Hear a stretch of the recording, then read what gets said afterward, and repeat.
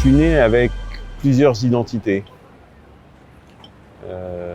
Musulmane du côté de mon père, juive du côté de ma mère, franco-tunisienne du côté de ma mère, marocaine du côté de mon père.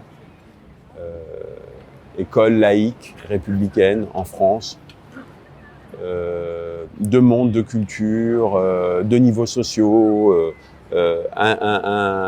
une vie en banlieue parisienne pendant l'année, pendant les vacances, une autre vie au Maroc avec mon père. Enfin voilà, tout ça c'est un petit peu mélangé au bout d'un moment.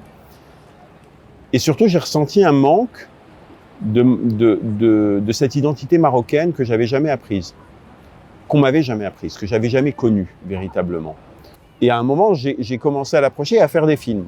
Et ce qui est beau, c'est que j'ai commencé à apprendre cette identité qu'on m'avait jamais apprise grâce au cinéma, grâce à l'image, grâce à la caméra. Et j'ai aimé ce pays. J'ai aimé profondément l'âme marocaine. J'ai aimé cette société. J'ai aimé sa profondeur.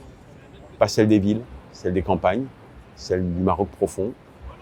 J'ai aimé ses strates, sa diversité, celle de son histoire et celle de son ADN et de ce qu'on peut aujourd'hui ressentir quand on va vraiment traverser l'âme marocaine. Je trouve qu'il y a quelque chose de très beau, de très généreux, de très naïf aussi parfois, qui me rencontre, qui rencontre ma naïveté, mon inconscience et qui me touche. Et d'inspirant tout simplement. C'est-à-dire que, comment vous dire, je pense que je ne serais pas resté si j'étais pas inspiré. Je pense que c'est une société et un pays, une population qui m'inspire terriblement.